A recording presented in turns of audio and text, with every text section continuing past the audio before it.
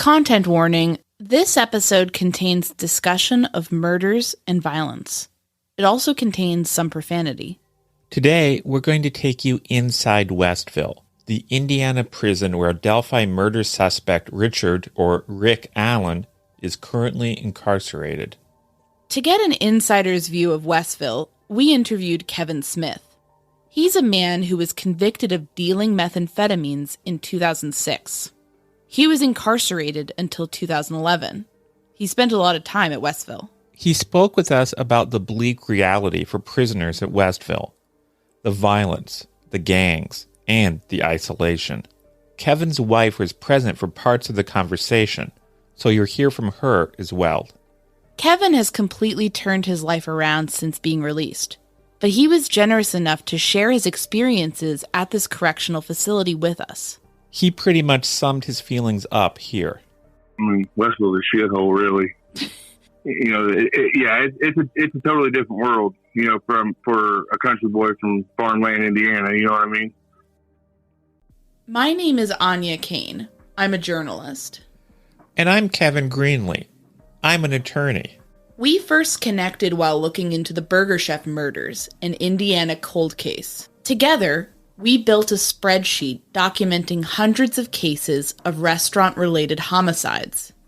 That original spreadsheet gave way to our podcast, the Murdersheet. Now we maintain that same research-centric, investigative approach as we look into all sorts of homicides, including unsolved cases, historical crimes, and, of course, restaurant murders. We don't just chat about the headlines. Our podcast is a platform for our journalism. The Murdersheet focuses on investigative reporting, thoughtful analysis, thorough research, and in-depth interviews. We're the Murdersheet, and this is the Delphi murders, inside the Westville Correctional Facility.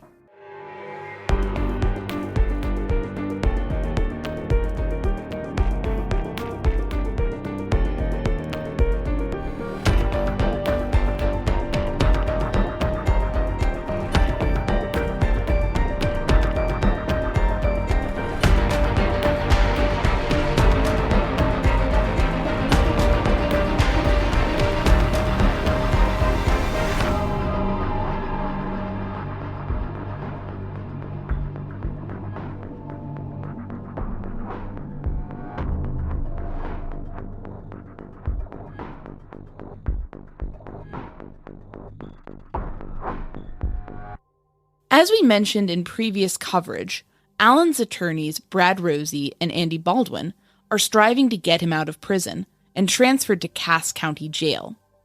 In a recent filing, they allege that he is suffering from poor living conditions at Westville, which could have an impact on his ability to defend himself at trial. They also note that he's innocent until proven guilty, and therefore should be in a jail, not a prison. Our interview today will touch upon prison conditions at Westville, the culture of violence there, and spells of isolation that some prisoners endure. One quick note. Whenever we're talking about Kevin in this episode, we're talking about Kevin Smith, and not me, the Murdersheet's Kevin Greenlee. But before we really get into this interview, let's establish the basic facts about Westville Correctional Facility, commonly just called Westville. It is one of 18 adult correctional facilities for men and women in the state of Indiana. All of those are run through the Indiana Department of Correction, or IDOC. It's based in the town of Westville in Indiana's LaPorte County, one of the northernmost counties in the state. Indiana State Prison in Michigan City is also based in LaPorte County and sits only about 20 minutes to the north of Westville. According to the Indiana Department of Correction website, the facility possesses, quote, capacity for more than 3,400 incarcerated individuals. As Kevin will tell us, Westville has a tough reputation. In this interview, he's going to use some acronyms pertaining to the prison.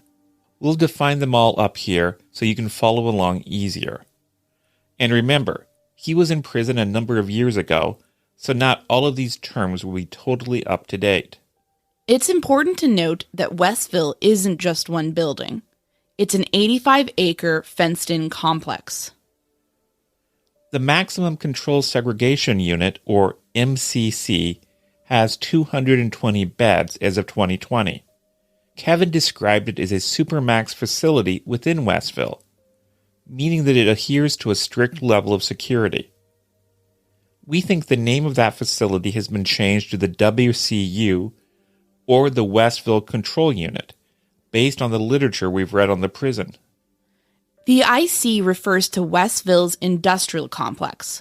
According to a 2020 Westville brochure, that's the complex at the prison that is responsible for manufacturing PEN products. PEN stands for Prison Enterprises Network. Basically, it's a program to employ Indiana inmates in manufacturing products. Just as a note, in 2018, PEN changed its name to Indiana Correctional Industries. The EC is the abbreviation of Westville's education complex. That's where the prison's vocational education program runs out of. The GSC is the General Services Complex at Westville. According to the 2020 brochure, that complex runs the reentry program, the admission and orientation unit, and a college program through the University of Notre Dame and Holy Cross College. Now, let's get to Kevin's story. The very first time I walked to the dorm, now I have to tell you that I was at the Indiana State Farm for 5 years in 1995. And so I did 5 years at the Indiana State Farm, and then I was out for 6 years, and then I caught the dealing case. Before we continue, just a quick note about race in prison. Kevin told us that the racial divisions in Westville were quite serious and often complex. Those racial divisions could also be seen in the existence of different prison gangs at Westville. Just like on the streets, most prison gangs form along racial lines. For instance, African American prison gangs include the Bloods, the Crips, and the Gangster Disciples. Hispanic prison gangs include the Mexican Mafia, the Nuestra Familia, and the Texas Syndicate. White gangs include the Aryan Brotherhood, Public Enemy No. 1, and the Nazi Lowriders. Prison gangs sometimes form complicated alliances, and often are directly linked with existing street gangs. Race-based gangs are a reality of the U.S. prison system. And for many inmates of all backgrounds, especially inmates new to a prison, joining such a gang can be a matter of survival. Gang affiliation can afford protection, or at least the comforting sense that you'll be part of a crew that will have your back if you get cornered. In prison, Kevin joined the Aryan Brotherhood. Founded in 1964 at California's San Quentin State Prison, it's one of the oldest neo-Nazi prison gangs in the United States. According to the Southern Poverty Law Center, today the gang operates both inside and outside prisons. And, although it clearly has a white supremacist ideology, it is above all a criminal enterprise.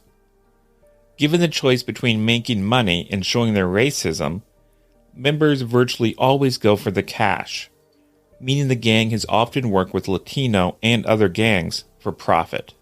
Kevin's since left behind the gang and has disavowed the racist ideology. He's moved on with his life. But immediately upon arriving at Westville all those years ago, he found himself drawn into a skirmish against some African American inmates. So I was at Westville for maybe an hour and a half before I got to the dorm I was going to stay in. It was on GSC side. As soon as I walked in the dorm, a guy named Al Baker walked up to me. He's like, "Man, Smitty, I'm glad to see you." And I'm like, "Why? What's up?" He's like, "Oh, these guys in here, they were black guys." He said, "They're breaking into people's boxes." He said, "They stole a cell phone, which I had the chip in. I had the key or the SIM card to it, so they couldn't use it. But they said they were coming to get the SIM card tonight. There are 12 or 13 guys jumping on people." I said, "Well, they ain't going to do that today." And they did. Yeah, I mean, I was at Westville for literally 2 hours before I was in my first fight. So when I went out to chow, there was another brother down there. He said, "Man, it's me." He said, "What do you want to do?" And I said, "Well, I don't think this is going to stop, till we do something drastic to these dudes. I said, get me a knife. So he did. Well, the handoff was seen, and some black guys found a knife, and they're like, oh, they grabbed the knife and pulled it on us. And he's like, oh, is this the kind of stuff you guys are on? Is this the kind of shit you guys are doing? He said, you can't live here tonight. I was like, well, I don't know what to do. He's like, well, you're going to have to go tell the guards, you can't live here tonight. I was like, the only way I'm not going to be able to live here is if I go check in, and that's not happening. Yeah, and I don't know if you guys are familiar with what check-in is or not. So it's like when you go to the guards and say that you're scared or you're in fear for your life, they take you and put you somewhere. Okay. It's kind of like check-in is the lowest of the low, and thieves are the lowest of the low in prison, but check-in people are super low, Right, because like you're weak. They're basically cowards, yeah. Right. Or they've got serious issues, they're like they've stole from a gang, they owe a gang, they're in fear for their life, basically, so they go check in. Mm-hmm. So, I told him, I was like, hey, that's not happening. That's not me. He's like, well, man, just don't come back from rec. So we go to rec. There's a fight broke out at rec.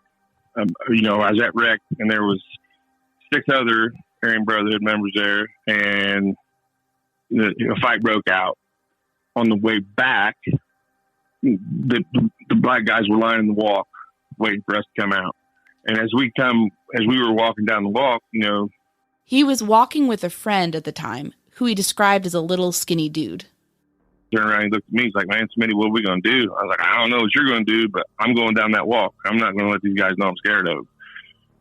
So, and as we're walking, these guys are throwing locks on socks out the window to these guys that are waiting on us. And, I got about 5 guys deep, and they started throwing. I made it all the way back to the dorm. Just, fighting the whole way. So I made it to safety pretty much. When he turned around, he saw that his friend had not made it through the crowd. And, they were, stomping the shit out of him. So I turned around and went back. They turned their attention off of him onto me. And I ended up getting flown out in a helicopter that night. Oh, my God. It was all good. So, that was my first 3 days at Westville.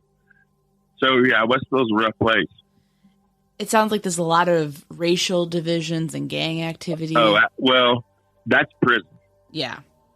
I mean, that's just prison. The black guys stick with the black guys, the white guys stick with the white guys. But the burst of violence had a silver lining. Having proven himself in a fight, Kevin said he didn't get messed with as much after that. Despite the racial divisions and ferocious physical clashes, inmates of all backgrounds respected those who were willing to throw down. Kevin was left to get acclimated to his new environment at Westville. There's 3 sides of Westville. So you have IC side, where it's mostly the industrial workers, so people that work at Penn Products.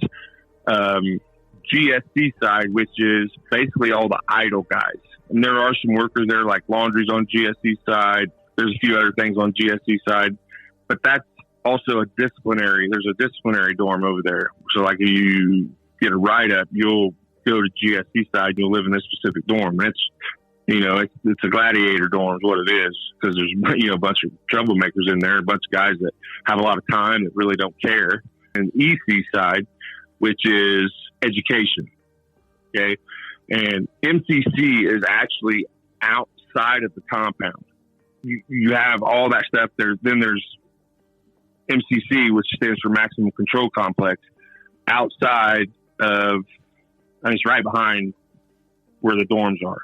But it's got, big fence around it. There's like triple barbed wire. There's razor wire going up the side of it, and it's fenced all the way around that thing. Kevin believes that Richard Allen is at the MCC, or the Supermax facility at the prison. He is basing that on the description of Allen's living conditions, along with the red jumpsuit he's been photographed wearing in the exhibit attached to Attorney Rosie's motion. Kevin knows what it's like there firsthand. He was there for 6 months back in 2009, having been sent there from general population, or Gen Pop. I went to MCC. What year was that, honey? That was 2009. In 2009. Like I said, I was flagged as, one of the leaders in a security threat group. There was an incident where they found 40 pounds of tobacco and 12 cell phones in the GSC laundry, and somebody told them it was mine. Yeah, I was in MCC for 6 months. So that incident sent me to MCC. Mm-hmm. And MCC is horrible. Yeah, I mean, so you go there, your room, I'm not sure, but I could stand in the middle of the room and touch both walls. Wow. You do not leave your cell if you are not. So the guards at MCC, just the guys walking around on the range, they are in helmets. They have stab vests on. They got this stab thing around their neck. They wear like shin guards. So they're all suited up. I mean, these guys mean business, and it kind of gives you an idea of the kind of people they have at MCC, why they would need to do that. You know what I'm saying? Mm-hmm. However, I kind of think that Richard Allen is at MCC for his safety, because it's absolutely the safest place in Indiana. I mean, there's nobody that could get to him. And the fact that I believe you guys may have said it in the podcast about him, that he has inmate supervision. Okay, so in the motion that his lawyers filed, they said something about inmate supervision. Yeah. Okay, so what that tells me is that he's on suicide watch. So when you're on suicide watch, they take everything from you. They don't want you hanging yourself. They take anything that is a danger to you, that you could, tie around your neck, you could choke yourself with, you could stab yourself with. No pins, nothing like that. Yeah, and you're basically in a strip cell. It's a concrete bed.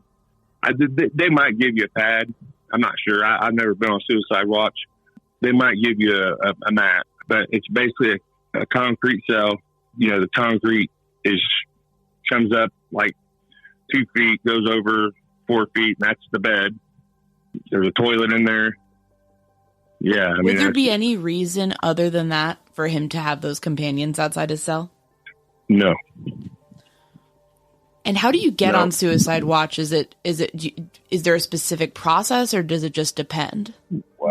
So it kind of tells me that he has said something, or they have seen him do something, like maybe he's told him, because I'm sure he had to go through an evaluation with a counselor or a doctor. And, I'm sure they asked him if he thought of hurting himself or whatever, but yeah, that's the only way you're going to get on suicide watch. Right. Like I said, you wouldn't have a companion if you weren't on suicide watch. I mean, they're not just going to park somebody at your door to talk to you. You know what I'm saying? Right. Yeah. To have a buddy. Yeah. And in terms of, the evaluation, is that par for the course for all inmates at Westville? Yes. So usually it happens during intake. You see a doctor, then maybe the doctor might say you need to see a psychiatrist or something, according to whatever your answers to their questions are. They have 80 questions or whatever. I don't know how many it is really, but they ask you a bunch of questions when you come in. You go through a medical evaluation, all that stuff. And I noticed that he lost a lot of weight. Do you guys know how long he's been there? He's been there for a number of months at this point. Okay, so in MCC, like if you go to the regular cafeteria, regular chow hall, they give you a plastic tray that's got like kind of like what your lunch trays were. Remember lunch trays in school? Mm-hmm. So they give you that kind of tray at the chow hall, and it's they fill it up all right. I mean, you're not starving to death, okay? But in MCC, they don't do that. They give you a styrofoam container. You guys probably seen the styrofoam thing with flip over lid, and it's got like separated portions in it. Mm-hmm. You know what I'm saying? Yeah. Well, the portions are super small there. He should be able to get commissary. I mean, he should be able to order commissary, unless there's a reason they're not letting him, which would be, I don't see that. And everything that I've heard about him there and what's going on, he's there for his safety. He's not there for punishment. You know what I mean? Because trust me, that guy's a marked man. Even though he's considered innocent until proven guilty, that's not the way it works. I mean, I think innocent until proven guilty is a myth. You're considered, you get charged with a crime, you're considered guilty until you prove your innocence. And that's just the way it is. That's the way I see it anyway. And how do people who are accused of killing or molesting kids do in prison? We've heard that they're often lowest on the pecking order. Is that a myth or is that true? Oh, child molesters are, like I said, child molesters usually have targets on them. In Indiana, they had a separate prison that they were sending sex offenders to because we're not sex offenders, but child molesters too, because it seems like there's a very high rate of it in Indiana for some reason. And, those guys have it the worst, because, they get the shit beat out of them all the time. Depending on their case and what they've done, they may get killed. Child molesters are the lowest of the low. And everybody wants a piece of them, Right. So when you're accused of something like killing 2 kids, that's going to put you in a position where that's a dangerous place to be, essentially. Absolutely. And they know that, the system knows that. So, I don't know why they thought he needed to be somewhere else, but, they put him in the safest place. I mean, if it's for his protection, he's in the safest place.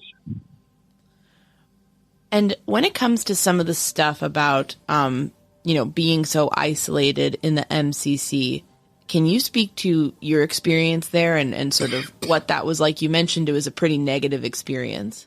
Being alone with no, an MCC, you're behind a solid steel door that has a glass window and a tray that opens, like a flap on the door that opens where they slide your food through.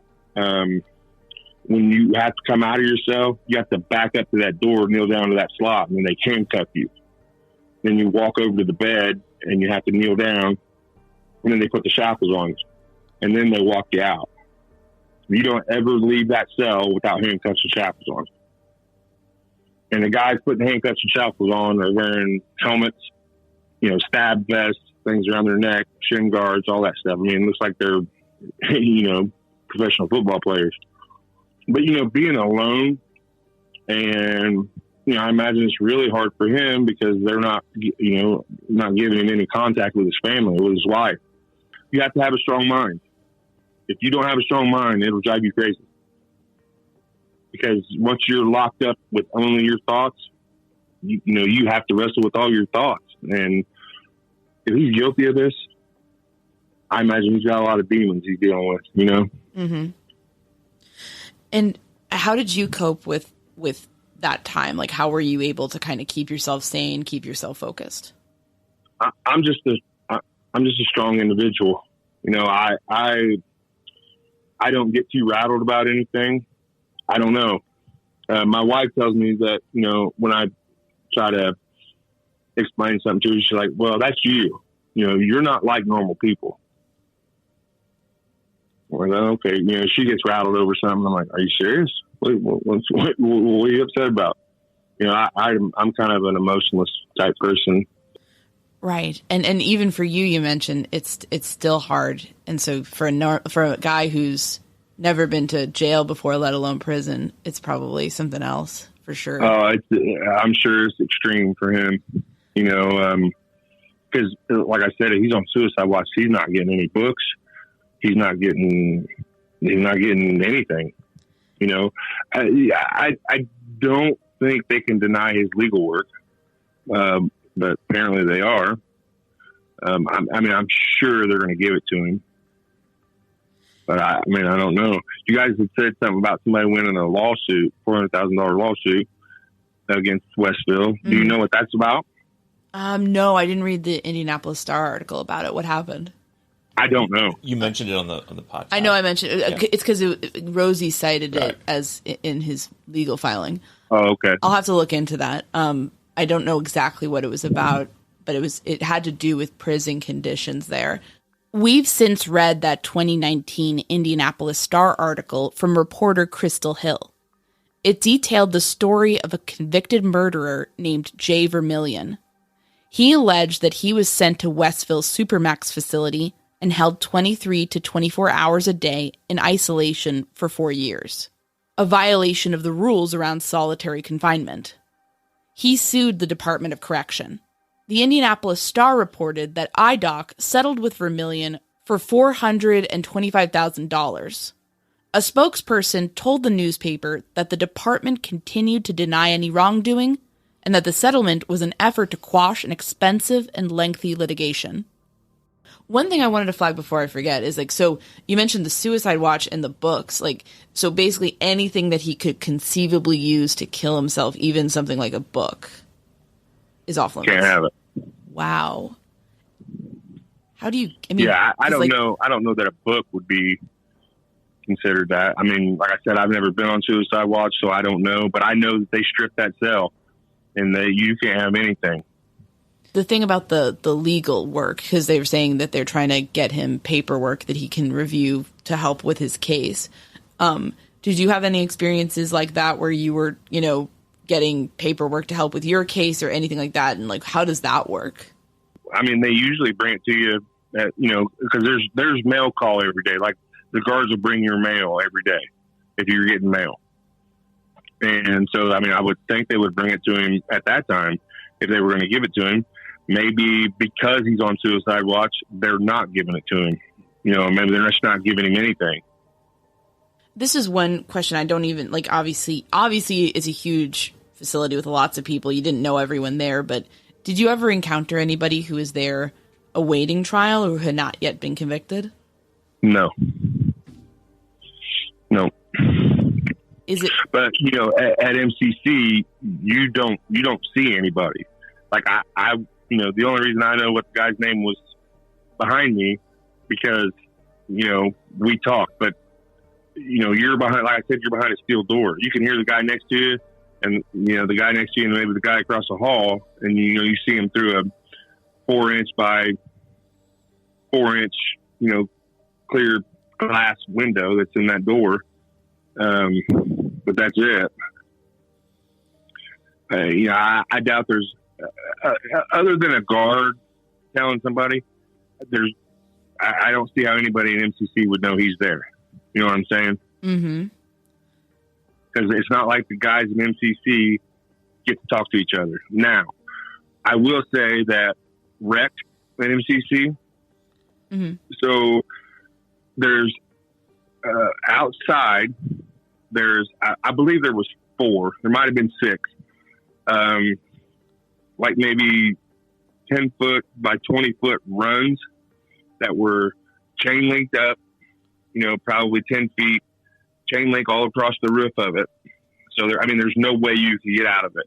And they were separated, so you could put 5 or 6 guys out there that are having their wreck. They could talk to each other, but they couldn't get to each other. You know what I'm saying? Right. You're in a run, like you guys said, it's like a dog run, basically. And one thing I wanted to ask you, the companions who would be watching him in Suicide Watch, would those be folks also within the MCC, or are those people brought from the outside because they're trustworthy? I would say they were probably in Westville. They were probably in General Pop. And they've kind of earned the trust, so they're like, okay, we can trust you guys to go watch him and not do anything bad to him, basically. Well, they wouldn't be able to do anything bad to him. Oh, because they're locked out. Well, because it's a solid steel door. That guy's looking at Rick through a piece of plexiglass or a window. He couldn't touch him. He couldn't see him except through that 4-inch by 6-inch window. It might not even be that big. Right. He's just there to yell if some bad right. If he sees him trying to hang himself, trying to cut himself, if somehow he got something to cut himself with, then he's there to alert staff that, hey, this guy's doing this or whatever. And I'm not sure those guys that do the suicide watch, I think they come from the chapel, honestly. Inmates that are like chapel porters or something like that. Mm-hmm. So I think they, try to encourage him in a biblical way, that, hey, this is not what you want to do, But I've seen some of them just sit in the chair. They don't really do anything. Right. I was going to say, it doesn't seem like a very formal process, because, what's going to happen if, yeah. One thing I wanted to ask you about laundry. One of the claims his lawyers made is that he's not been able to his clothes are all soiled. He's not able to replace them. Is that common or? When you come in there, they're not giving you brand new stuff. They're giving you washed stuff. You know what I'm saying? So, you might get a pair of boxers that have a stain on them or, it's not brand new stuff when you first get it. And the whites get real dingy. That red jumpsuit he's got on, it's probably been worn by 30 guys. You know what I'm saying? Mm-hmm. I seem to remember, so you would get a shower, I think on Tuesday and Thursday. Yeah, I think you only got 2 showers a week. It might have been 3. I can't really remember. That's, quite a while ago. They handcuff and shackle you when they walk you down to the shower. I'm sorry. What would happen when you were walking out of the shower? They would handcuff and shackle you before they took you down to the shower. Wow. Because the shower's on that range. Whatever range he's on, the shower's like at the end of that range. And it's a totally separate cell. But there's a shower in it. So they handcuff and shackle you, walk you down there. Then, they take it off. They take it all off when you get there. And then they lock you up. You shower. They'll come back in, 10 or 15 minutes. Handcuff, shackle you again, take you back down to your cell. And they're not nice. These guys aren't nice.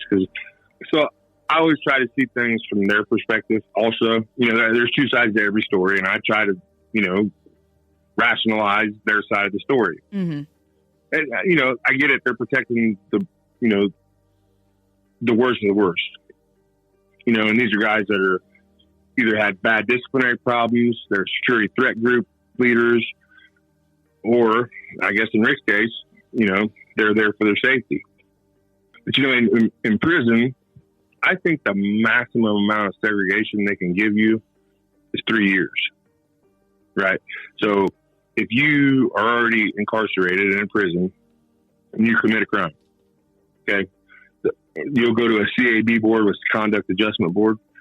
They'll determine, and there's sentences laid out in the handbook.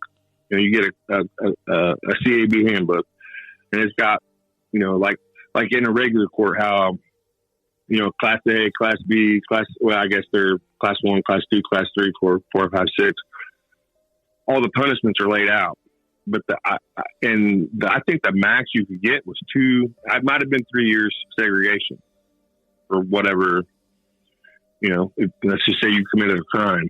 And a lot of times they would just take it outside court. They would arrest you.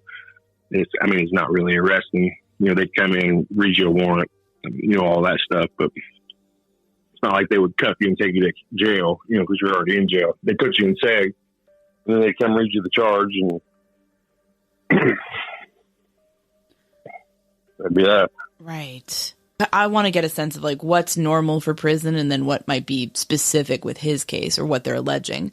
Okay. One of the things was that they said that his wife or family members, other family members, were not allowed to visit during the last 5 months of incarceration.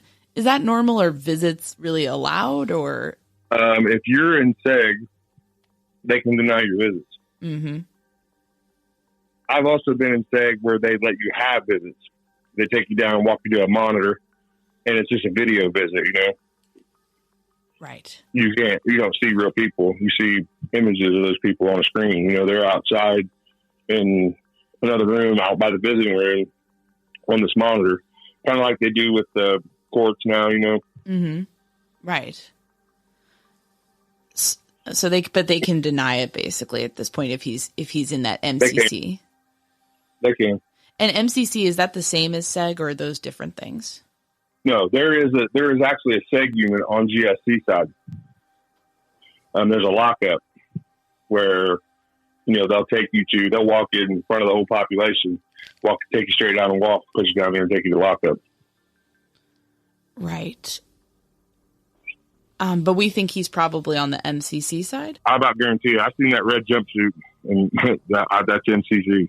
I want to ask you, just so I can get all the things right, you mentioned the industrial worker guys. What are they? Like you mentioned, there's one part of the prison that's just for them. What do they do? Well, that's where they house them out on that side. It's not just for them. There's other people over there, but it's Penn Products. Prison Enterprise Network, I think is what it's called. I'm not sure, but it's Penn Products. And, you know, they may make the T-shirts. I can't remember exactly what they have at Westville, what kind of industry they have. I worked in the weld shop at Westville when I was there. But, you know, they have like maintenance workers. You know, they had steam line workers. The Penn Products guys usually worked in a shop. So like Hickory shop. I'm trying to think of what they manufacture there. But like, how would you get into that side of things? Is it good behavior? Well, you apply, you fill out a request form, you apply for it. You know, if they need help in there, they'll hire you. And you know, if you work for Penn Products, you get paid. It's not much. You know, I mean, you might make $4 or $5 a day, but that's a lot more than state pay, which is like $1.37 a day. Right. So every prisoner that's in there is getting $1.37 a day, even if he's idle. You know what I mean? And idle is you're not working. Not working. Mm-hmm. Whether it be on disciplinary idle, whether it be a medical idle, whether it's just somebody that's too lazy to work. You know, they're still getting paid. They get what's called state pay. Like I said, I think it's $13 something a month. And one other kind of jumping around question for you is, does Westville have the reputation of being one of the roughest prisons in Indiana, or is it par for the course? No, it's one of the roughest. Yeah, that's the sense we were getting, but we didn't want to jump to that conclusion, you know, like. Yeah, it definitely is, and it's probably the most racially divided prison in Indiana. Right, where there is a lot of that gang activity, it sounds like. Absolutely. One thing they mentioned with Alan is that he's allowed an electronic tablet to make calls to family members. That's new. I don't know anything about that. It's like the thing that Kagan had. Mm-hmm, yeah. I don't know anything about those. Yeah. I guess just having kind of read some of these stories and kind of following the situation, I mean, would there be any other reason that he'd be wearing that red jumpsuit other than he's at MCC? No. What kind of color jumpsuit do the other inmates wear? Orange? Beige. Beige. Okay, beige. Got it. And with other inmates who are in the other parts of the prison, are they handcuffed at all times? I imagine no. No, absolutely not. I mean, in my opinion, county jail time is the worst time you can do. I mean, it's the hardest time you can do because you're idle. You don't do anything. There's nothing going on. You know, well, I mean, there's a TV. Well, there was a TV in the Miami County Jail. I don't think there is anymore. But county jail time, and a lot of that time is spent not knowing. You don't know your sentence, but you can't get out because you can't afford a bond or they have no bond. So in my case, I had a no bond. I actually had a bond. I had a $100,000 bond, posted that, $10,000 bond through a bondsman. And then I committed a second offense while I was on bond. So then I didn't have a bond. Right. But, in my opinion, MCC is probably harder than the county, but so as far as hard time goes, county time, then prisons, it was a lot better because, I don't know, it was, prison's like a little city. It's almost like a community. You interact with people. And at Westville, so Westville is kind of divided. Like the IC side has 2-man rooms with no door on them. So you can walk in and out of your room, go to the day room, go to your buddy's room, basically you were free to go. EC side had 4-man rooms, and then GSC side was a lot of open dorms. Okay, so they would have like walls, block walls that were like 4 foot high that would separate, like there'd be 10 beds, in one cube. And then, there'd be, I think, maybe 10 cubes per side. Mm-hmm. And so each side of the dorm had 10 cubes. So basically 100 guys. And then they shared a common day room, where it had like picnic tables out there where you could play cards or play chess or, whatever. Wow. Yeah. So, in GSC side, open dorms, there's a lot of stealing. There's a lot more fighting. Yeah, it's just GSC side. So it sounds like it. And yeah, it's kind of too, I'm curious, with the element about, I guess, what they're alleging in this case is that his mental health and his physical health are sort of in decline. And I guess, have you seen that stuff like that? People kind of. Oh, absolutely. Yeah. Absolutely. Like I said earlier, it takes a strong mind to withstand something like isolation. People go crazy. I don't know if you're going to want to put this on the air or not, but so when I was in MCC, there was a guy that was across from me. The cells are kind of staggered, so it's like across from me to the right. And this dude one day just lost his shit, He so they serve chow at like, I don't know, 4:30. They bring chow around. So like, I don't know, 6 o'clock at night, this guy over there, he yells, "Chow time." And he had defecated, wiped it all over his face, wiped it on the walls, and then wiped it all over himself. That doesn't, I don't know, maybe he was crazy before he went in there, but that's definitely crazy behavior, Mm-hmm. So they came, with a big old fire hose and basically, cleaned off the whole cell, all at once. That is crazy. That's like, and that's demoralizing to see, I imagine. Yeah. But, like I was saying earlier, I think prison, and when I was saying, that I'm kind of emotionless and I don't get too rattled, I think prison made me that way, There's a lot of behaviors that I learned in prison that I still kind of have. My wife says I have PTSD. Wow. Did you tell him? Mm-mm. No. What was that? My wife asked me if I told you about my stabbing. You were stabbed? 17 times. Can you tell us about that? Yeah. I was at Michigan City when that happened. Michigan City is the home of the Indiana State Prison.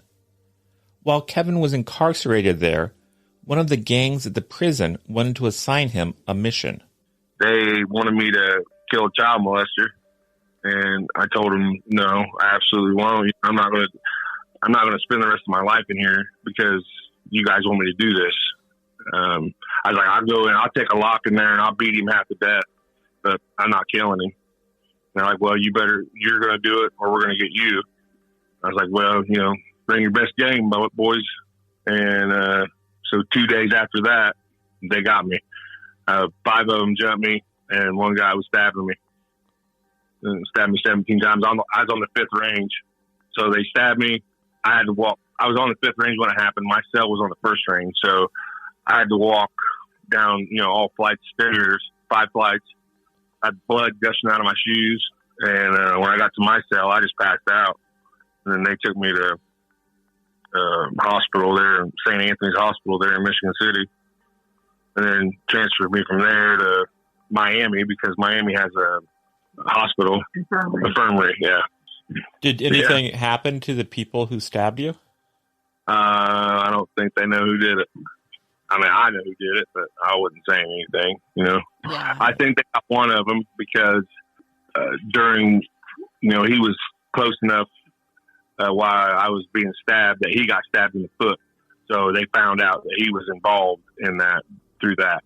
But as far as I know, the other 5 didn't get in trouble. That part of that story, the reason why that story, I guess, relates to how it relates to Richard Allen when I think about it is how the prison system, the healthcare system within the prison system let you down because you had that blood clot in your leg.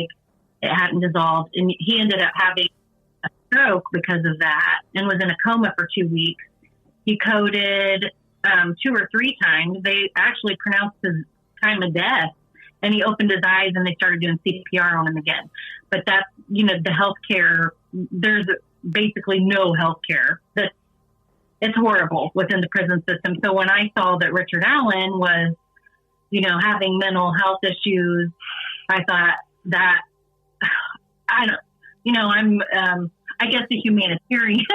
So when I see that, I'm like, well, I know because of what I went through with Kevin, that they're not going to take care of him the way he needs to be taken care of.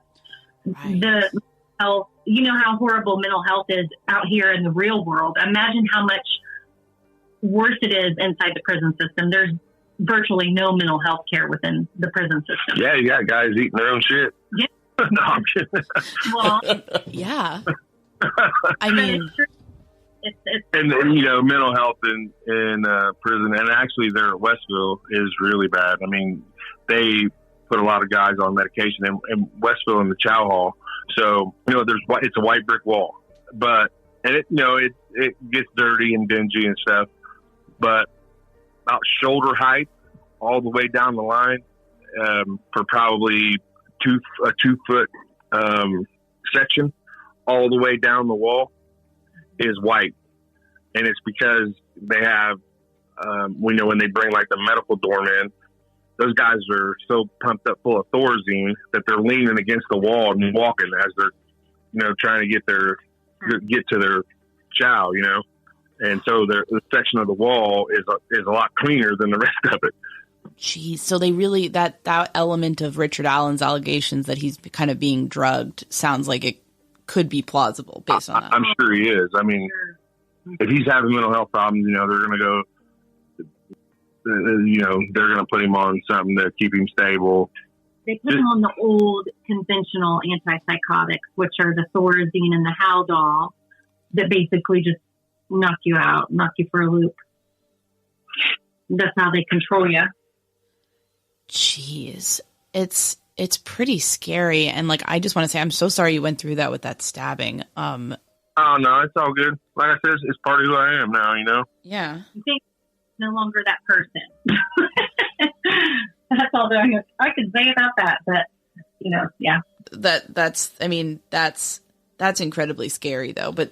And that's the other, if someone does something like that, you're not supposed to tell on them essentially or snitch. Oh no. I mean, I had the IA and the investigator in my hospital room asking me who did it. I'm like, I don't know. I don't have a clue. I knew who did it. The reality is those guys are probably already doing life that are in Michigan City, yeah. Or they're close to lifers anyway. That makes sense. Was there anything else in terms of what you've been hearing with the Richard Allen stuff that surprised you or made you think, oh, here's the real story behind that based on your own experience at Westville? No, I mean, when it said inmate supervision, Kevin, of course, is referring to the portion of the emergency motion where attorney Brad Rosie wrote that Richard Allen is, quote, routinely supervised by other inmates, companions, as referred to within the confines of the prison, who sit on watch outside of his cell door on a daily basis. I mean, they're not going to have an inmate. That's a suicide watch guy sitting outside his door. That's what that is. And, do you think they would have put him on suicide watch as a precaution, like just because of who he is? I don't think so. But it would be a huge liability to put him in general population because the state, when you're in there, and he's not even in state custody, he's in county custody technically. So, you know, they're liable for him. They can't put him in general population. You know, because like I said, he's got a huge target on his back. Somebody's going to kill him. You know what I'm saying? Especially at Westville. If they, you know, Westville, the reformatory or Indiana State Prison, somebody's going to kill him. They can't put him in general population. What do you make of the proposal from the lawyer that he should be moved to Cass County Jail? I would say that's probably okay. I mean, for him, I don't know. I don't know why he's at MCC. I don't know why Carroll County turned over custody. What was there something there? Were they afraid of the officers? You know what the staff might do to him, or the other prisoners? Huh? Or the other prisoners? Yeah, but I mean, they could lock him up. I guarantee you, they got to lock up with that jail too, because you know they have disciplinary problems, so they're going to send that person to lock up. So they've got it there, I'm sure. Right. And maybe they were scared of staff doing something to him. You know, poisoning, putting something in his food. I don't know. I don't know why they moved him. But I think his lawyer has said they do have a safe place in Cass County, right? Yeah, Logansport, about 15 miles from here. Yeah. And it sounds like from your perspective, you know, that's not a horrible idea. I don't know why they would. I mean, like I said, MCC is the absolute safest place he can be. Okay. Other than, you know, like his mental state, I can see, you know, if I don't know Rick that well, but if he's weak-minded, if he's got a weak will, yeah, that place will break you down. And that's what it's designed to do, really. The isolation is designed to break you down. So you really think about, you know, your actions, you know, maybe think about, you know, rebuilding your life, because all you have in there is your thoughts. Well, you know? and he knows what he's looking at. So yeah. I can't imagine what he's... Right. And that's, you know, that there's a huge thing. You know, but I couldn't imagine if I was innocent and that was going on. I mean, I just couldn't imagine. However, if he's guilty, he knows he's guilty. Like I said, you know, he's going to have demons that he's wrestling in his head, and he's going to be doing that. You know, that's all you have in there. And especially in MCC, I mean, that's all you have your thoughts. If you go suicide watch, you're not getting any kind of literature or anything like that.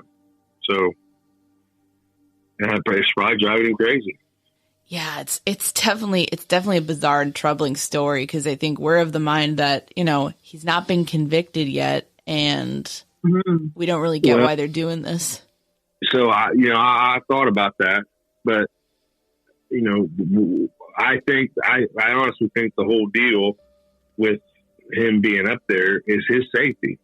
That is because, you know, they're responsible for your safety.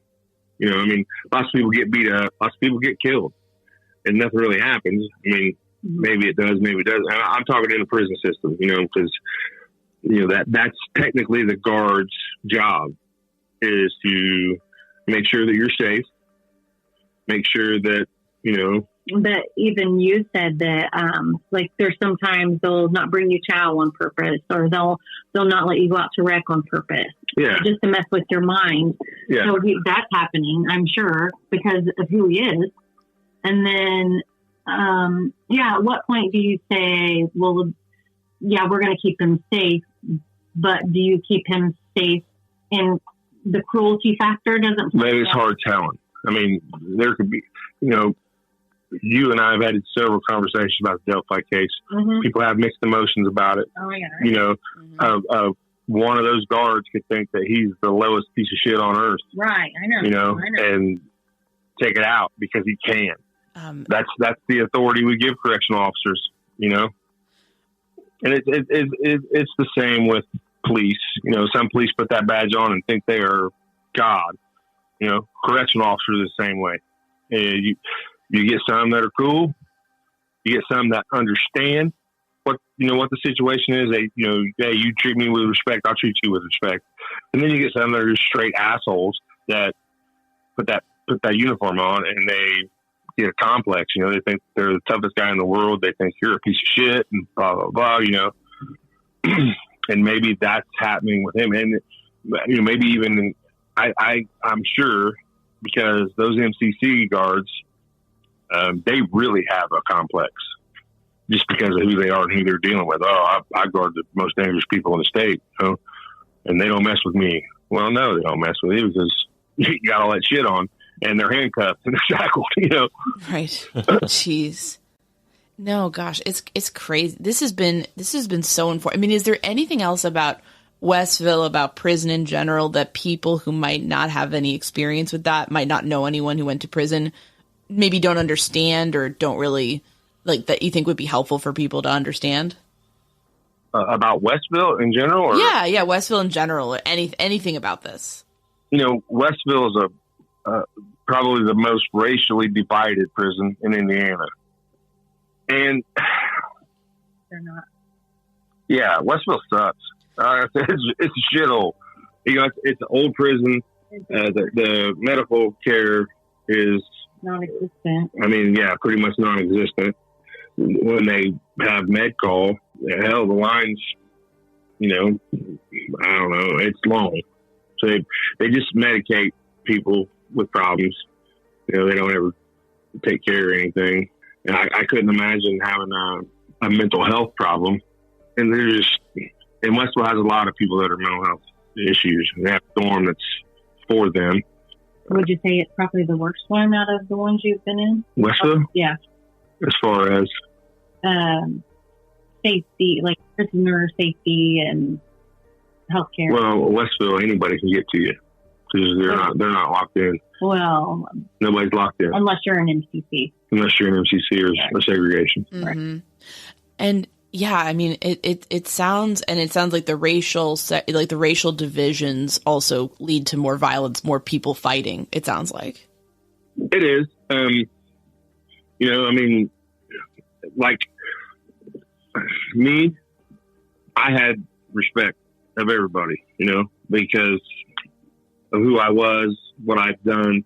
I could walk all over GSC side and then black guys respect me, you know. Mm-hmm. I'm not saying that they like me, but they respect me because of who I was, the way I did business, whatever, you know.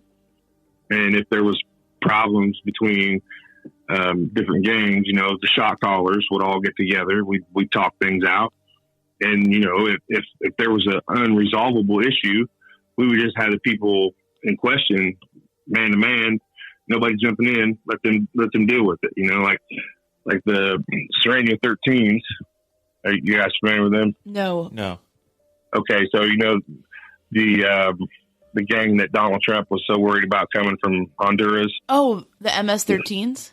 MS-13s. Yeah. So there's certain gangs will ride together. MS-13s rode with the Brotherhood. So if there was ever like a race war, 13s were on the side of the Brotherhood. We really appreciate you being so candid about all of this because I feel like I mean, I don't think we've known somebody who's gone to prison on a personal level aside from our work, you know what I mean, as journalists. But it's kind of like a lot of this stuff is disturbing because Alan's not convicted yet, but also I feel like our system is so punitive. Are we just punishing people, or should the goal be rehabilitation? And I'd say probably in most cases rehabilitation. Hey, the only way you're going to rehabilitate in prison is if you set your mind to it. You know, hey, I'm going to change my life. There are programs available if you want to take advantage of them. You know, they have all kinds of programs that you can get in. There's a CLIF program. There's I can't remember a lot of the names, but there are specific programs, and then they have dorms that are dedicated to those programs. So the guys that are trying to better themselves, it's just like the EC side, the education side. I got a college degree in prison and I lived on the EC side, and it was, guys that were trying to better themselves, guys that were trying to do better with their life, So, they kind of stayed out of trouble. And we still, we were still in prison. So, we were still up to mischief, but, like we wanted a different direction in our life, like the shit we've been doing so far ain't working out, so maybe we need to change directions and think about life a little different, Yes, absolutely. And listen, I just want to commend you for that, because that's very impressive to turn it around like that. This has been great. I think we covered all of our questions. Was there anything else that you wanted to mention, or that we didn't ask you about, that you think it's important to say? On social media, I see a lot of people talking about, well, he's not been convicted yet, he shouldn't be there, it's horrible. But the main reason he's there, he's not there for punishment. He's there for his safety. Maybe he is being punished. But I don't think that's the motive why he's there. Well, no, I don't think it's the motive why he's there either. But you just got to look at how people look at things. He's charged with double murder of kids. No, I get it. So there's a lot of people that are. Yeah, he's charged, but he's still innocent. Man, that's not the way it works, man. That's not. Kevin, you could probably attest to this. You're supposed to be innocent until proven guilty. Mm-hmm. That ain't the way it works, man. You are guilty until you prove your innocence. Yeah, I get it. That's the way people look at it. You know what I'm saying? That's the way a lot of people look at it, but not everybody. Not everybody. Yeah. But I say the majority of the people on social media have, what I've seen has been pretty horrible. Go ahead and hang in, and it's like, oh my gosh, let's let the justice system work first. That's the way I feel. Right. And yeah, I think you're both right in a way. I think it is a situation where maybe the hotheads are on social media, but I think to a certain extent, when it's certain types of crime that elicit a real emotional reaction, understandably in people, there is a rush to judgment, and there is basically of he's been accused, get him. I guess I do feel a little sorry for Rick because he hasn't been convicted, but I know the motive for placing him there, and whoever's decision that was knew that was the safest place for him.